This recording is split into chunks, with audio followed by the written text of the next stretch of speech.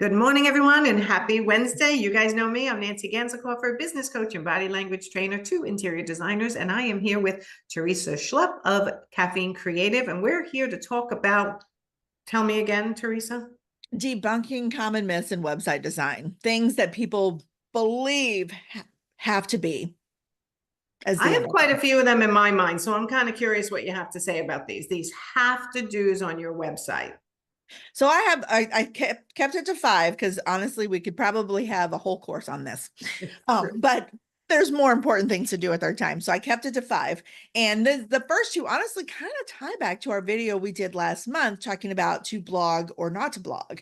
And that's because I've started seeing more and more blogging is dead. People saying blogging is dead.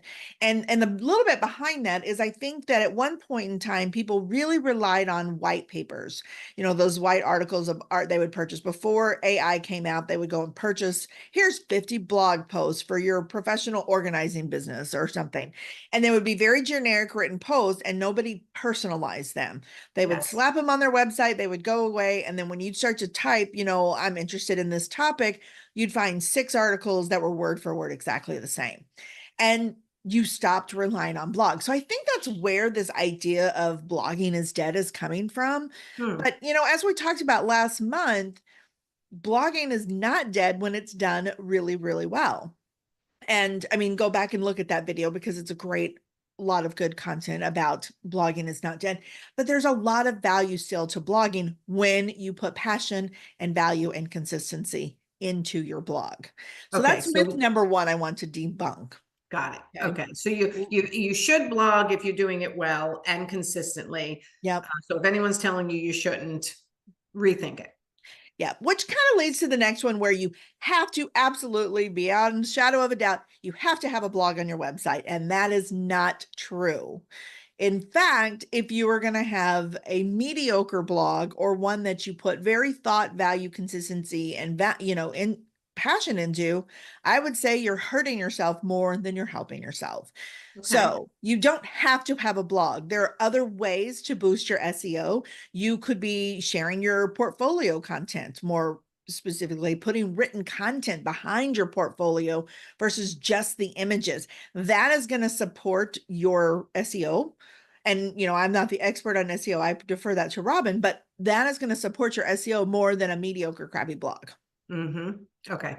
Gotcha. Okay. So there's 2 myths that contradict each other in some people's minds, but it's not really a contradiction. No, the key is a really good blog is going to work well when it's done with passion, value, consistency. Okay. Okay. Myth number 3. Now we're going to dive into something a little different than last month, and that's quick and easy website launches. Launch your website in a weekend. With this template, you can have your website up and going in a matter of hours. No, you can't. I understand you want to, but there's so much more to website than just popping in a couple images and plugging in some words. There's thought, there's strategy, there's understanding your audience, there's knowing who you want to talk to, who you want to attract. There's so much that goes into fine tuning and getting that website up and going that you're not going to plug it in a weekend. Now, could I build a website over a weekend? Yes, I'm a web designer, but not even I couldn't do it without that work ahead of time of knowing my audience, understanding what works, understanding what images are going to, connect with the people I'm trying to attract, the words, working with a copywriter to get the right words in place to grab people's attention. There's so much more than just popping in a couple images and some words. Way more. Yeah, and I think some people think, well, at least I have something up. And I get that because I did that in the beginning before I really knew what I was I did doing. too. So I get it. But let me ask you this. Is it better not to have a website or to have a website that's not so good? I will say that there is a variance. If you were a local business talking to a local audience, you're working in your community. I know quite a few very successful businesses that don't have websites Me too. because they are out there marketing themselves in different ways, and the website is not something that they want to stress. So, yeah, I say you really, I mean, if you're not ready to have a really well done website that's going to represent you, or if you have an old one, I've been running into this quite a bit. A buddy of mine, his website, he doesn't need a website. He's highly successful and his business speaks for itself. But his website was built, I want to say 15 years ago, and you can tell, Yeah. and I'm like, dude, just take it down. Like, it's not helping you at all. It's hurting you more than anything. And so, yeah, you just have to, you want it done well. It doesn't have to be perfect, but it does need to represent who you are, what you do, and talk and speak directly to who you want to attract. Gotcha. Okay. I agree. Yeah. Yeah. I'd rather have a smaller, really well done website than a multi-page old website. Right. And honestly, if you're just starting off and you're not sure what you do and you really want that website, you can be really effective with a one-page website to get started. And that website, if you get it in the right platform, that website will easily grow as you're like, okay, now I'm clear on my services. So I'm going to add my services page. Now Yes. I'm clear on my story. I've worked with Nancy and done your business in words and things like that. I'm clear Right. with that. And so now I'm going to add my about page. You can grow the website as you grow your business. It doesn't have to be everything right away. You can start with a really good one pager that will represent you well. I like that idea. If Yeah. for newbies, if they have For no newbies, money, it doesn't have to be, there's value in adding the extra pages. And if you get one of my audits through, Nancy's group, I'm going to say, here's a value and why you want to add new pages, but you don't have to start that way. You can start with a really well done or just a good one pager. yes, simple. Okay. Okay. So myth number 4, then, the more words, the better. So I see so many people have so many words. I'm like, I just daze over. I just glaze over. I'm like, I can't read this. no, the words have got to have value, and I've got to understand what you're talking about. You don't want to be a rambler. You also don't want to go to the extreme and be a minimalist. You want a clear message. So clear, concise writing is the value. The number of words really doesn't matter that much as long as what you're writing when it's clear. Now, there's some SEO rules of like you need this many words per page or that many words per page. Those rules change on a very regular basis. And Oh, so I would say focus more on the quality. And then if you really want to hone in on your SEO, hire an SEO expert to help you with the other piece of it. But for now, focus on the quality of what you're writing and getting that in place. You're going to get got the it. value. Got it. I like that too. Every word. I mean, good writers, good copywriters really get the value out of every word, every short sentence. They have a purpose for everything. And Yeah. it melts my brain sometimes, but I love a clear, concise copywriter. Oh my God. And honestly, I would say this is one of the best things. I would just put a plug in for copywriting. Like, I am a good writer. I'm a really good writer, and I've done writing for years in various different ways. But still, when it came to my own personal website copy, I hired somebody.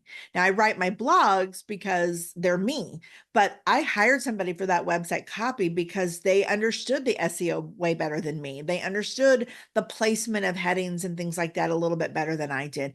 And they Yeah. knew how to take my message and make it really clear and concise and capture my voice, maybe even better than I did. I don't know. So, Yeah, I yeah. totally get it. I mean, there are times where I just love having my copywriter write a blog for me. And then other times I'll be like, you know what? I'm doing this one myself because I'm so, like you said, so passionate about it. Yes. Have the availability, do it. Anytime that happens to you, jump on that and do it yourself because it really makes a difference on how well that website copy or that blog connects. Mhm.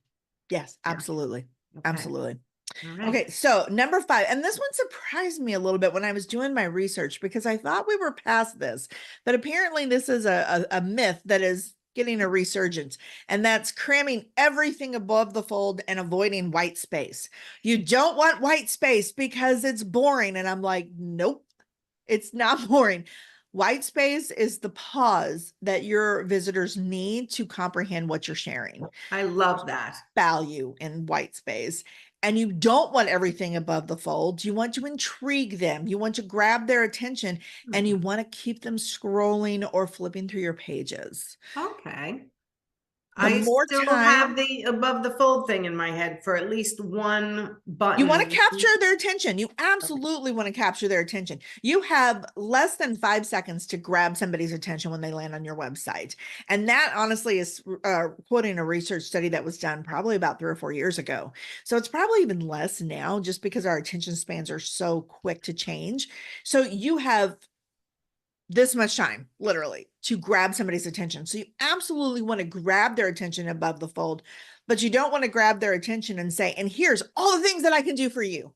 You know, I mean, you want to let them soak it in. You want to let them do it. It's like going on a date. You don't want to tell your whole life story in the first 2 minutes of a date.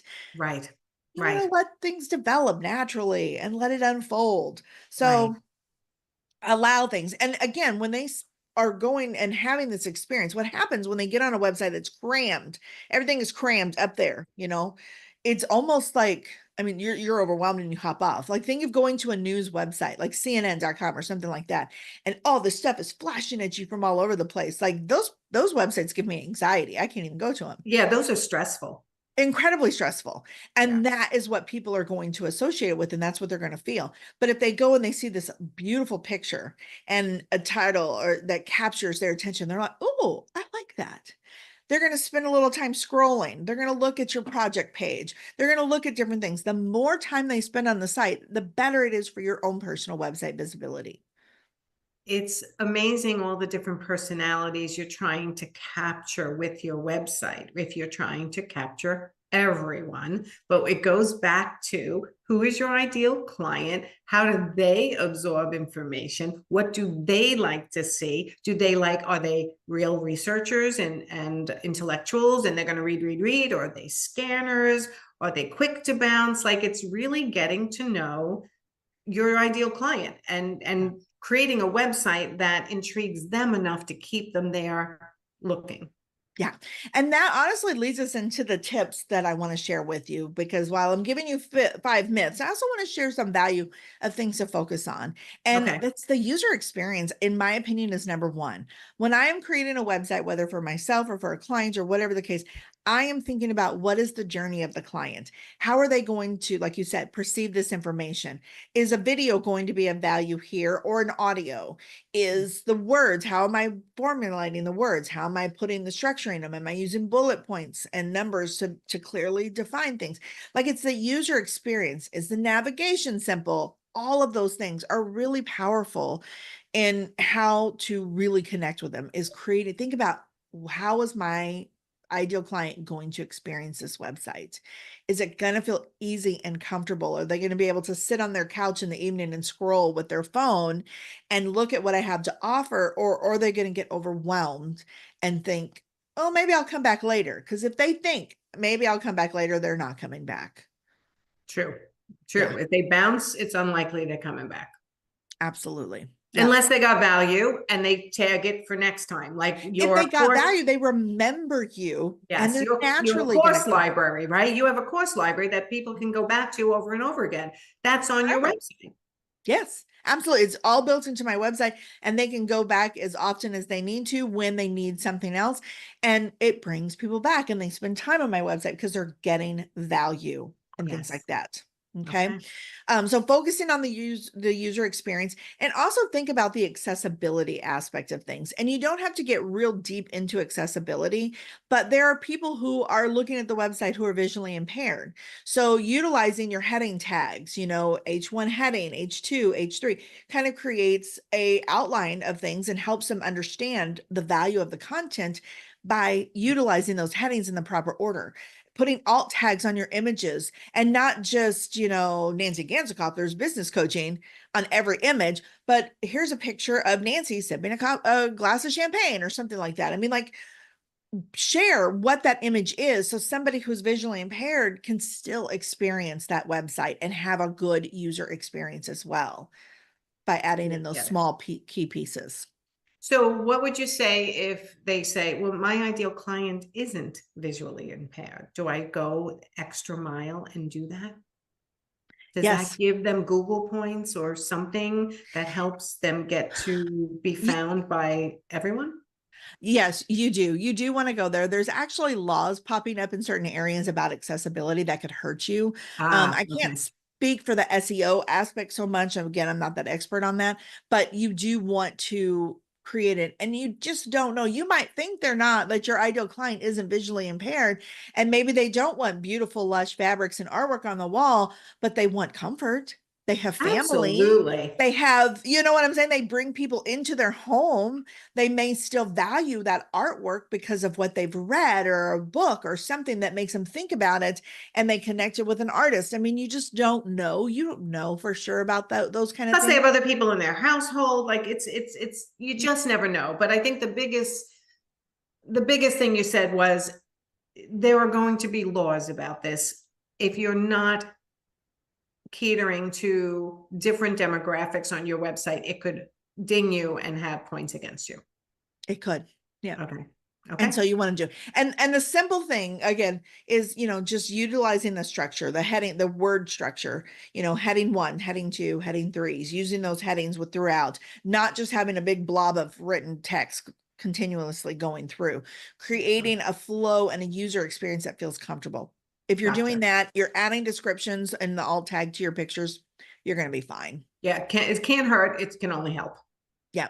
Yeah, absolutely. Yeah. So really, those are the two biggest things that I would stress on when it comes to your website. You don't want to be trying to do all these things. If you have some trend screaming at you from the social media pages, I would just scroll and run away as fast as possible, because a lot of the people that are screaming advice, it's not legit advice. It's not real. It's not something that's going to support you. It's just a distraction that's going to take you away from actually building your business. Create a website, even a simple one page, like we said, with a good user experience. Yes. That's the key to it. Okay. All right. Well, tell everybody what you have to offer for free, and then how they can get on your calendar to talk about a new website possibly, Sure. or a redo. All right. So if you go to my website, caffeinecreative.io, I have the Creative Vault library where you can get a ton of courses, resources, and all kinds of lovely things out there for free. It's all, I share my knowledge willingly and freely within there. So you can get a lot of information. Or if you want to hop on my calendar, just click book consult. I do a 20-minute free consult with anybody looking to up their business, to step into the world, or just to get kind of direction and guidance. I'm here to help. I love supporting business owners that are really just getting traction and taking off, and the confident women out there who know what they want, but they're not sure how to get it. Yes. And That's you are creating really great websites, helping people use their websites then to market themselves properly, create blogs that connect, and all kinds of things. You're really expanding out to help them get business, which is what I do as well, which is amazing, right? Yes, absolutely. Yes, it is. Yeah. Yeah, it's our passion. Every time somebody says to me, like, I got another client and it was the most profitable ever, I'm like, oh, yay, that's the key, right? Right? Exactly. Like that is my dream life come to fruition, is when you hear somebody say, "Oh my God," yeah, Yes, it's unbelievable. All right, it is. everyone, have a great day, and go over to caffeinecreative.io and get on Teresa's calendar to talk about your website, your marketing, and see if Teresa can, because I know she can, help you out and get that next ideal client that you're looking for. All right, I'll talk to you soon. Thanks, All right. Teresa. Thank you. Bye.